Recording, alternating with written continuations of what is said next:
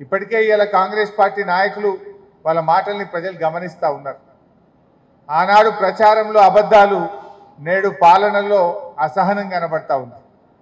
ఏమైంది మొన్న మా సందీప్ రెడ్డి గారు ఏమడిగినరు?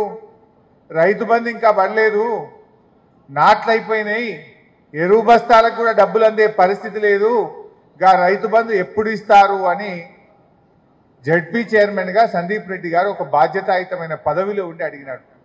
ఆయన ఏం మాట్లాడిండు? ఇవాళ ఆయన మాటలు ఎవరన్నా హర్షిస్తారా?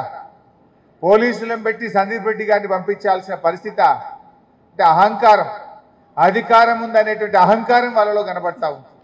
ఏం మాట్లాడతాడు వెంకటరెడ్డి గారు? బీఆర్ఎస్ పార్టీ 39 ముక్కలైందంటాడు, రైతు బంధు అడిగినోడిని చెప్పుతో కొట్టమంటాడు, రైతు బంధు ఎప్పుడు వేస్తారంటే నా సందీప్ రెడ్డి గారిని జడ్పీ చైర్మన్ అని కూడా చూడకుండా పోలీసులను పెట్టి బయటకు పంపించే ప్రయత్నం చేస్తాడు. అంటే అహంకారం కనబడతా ఉంది. ఈ అహంకారాన్ని ప్రజలు ఎప్పుడు కూడా సహించరు. తప్పకుండా ప్రజలు వారికి తగిన గుణపాఠం చెప్తారు. నిజంగా అసలు వెంకటరెడ్డి గారికి ఇవాళ ఈ జిల్లా మీద ప్రేమ ఉంటే ఆయన కేఆర్ఎంబికి ఇవాళ ప్రాజెక్టులు అప్పగించిన దాని మీద స్పందించాలి. ఇవాళ ఏమైంది?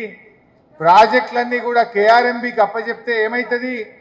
రేపు నల్లగొండ జిల్లాకు త్రాగునీరు రాదు, నల్లగొండ జిల్లాకు సాగునీరు రానటువంటి పరిస్థితి వస్తుంది. నీ ప్రాజెక్టే నీ చేతిలో లేకుండా పోతే, రేపు శ్రీశైలంలో జల విద్యుత్ ఉత్పత్తి జరగకపోతే సాగర్కు నీళ్ళు వస్తాయా? సాగర్కు నీళ్లు రాకపోతే నీ ఏఎంఆర్పి ప్రాజెక్ట్ నడుస్తుందా? నీ సాగర్ ఎడమ కాలువకు నీళ్ళు వస్తాయా? రేపు మనకు తాగునీరు దొరుకుతుందా? అసలు దాని మీద స్పందిస్తలేదు. 2021లో నిర్ణయం తీసుకున్న బీఆర్ఎస్ ప్రభుత్వం నాడు కేఆర్ఎంబికి ప్రాజెక్టులు అప్పచెప్పలేదు. కానీ మీరు పైకేమో మేము అప్పచెప్పమన్నారు, లోపలనేమో సంతకాలు పెట్టి వస్తున్నారు.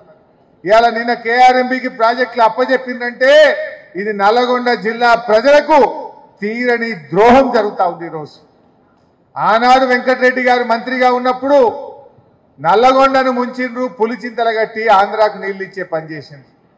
ఇవాళ మీరు జిల్లాలో 2 మంత్రులున్నా మళ్ళీ ఇవాళ ప్రాజెక్టులు కేఆర్ఎంబికి అప్పచెప్తే ఈ జిల్లా ప్రజలకు తీవ్రమైనటువంటి నష్టం జరిగేటువంటి పరిస్థితి ఉన్నది. దాని మీద స్పందించండి, ప్రజల ప్రయోజనాలు కాపాడండి. అధికారం ఉంది కదా అని ఇవాళ పోలీసులను వాడుకొని మా కార్యకర్తల మీద కేసులు పెట్టడమో, మా ప్రజాప్రతినిధులను బెదిరించడమో, మా పార్టీ నాయకులను నీ పార్టీలో చేర్చుకోవడం గొప్పతనం కాదు. ప్రజలు అన్ని విషయాలు కూడా గమనిస్తుంటారు. నాడు అన్ని అబద్ధాలే కదా.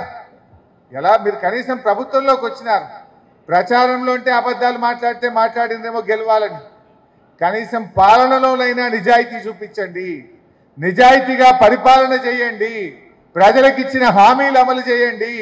లేదంటే ప్రజలే మీకు తగిన గుణపాఠం చెప్తారని చెప్పి నేను మనవి చేస్తా ఉన్నాను.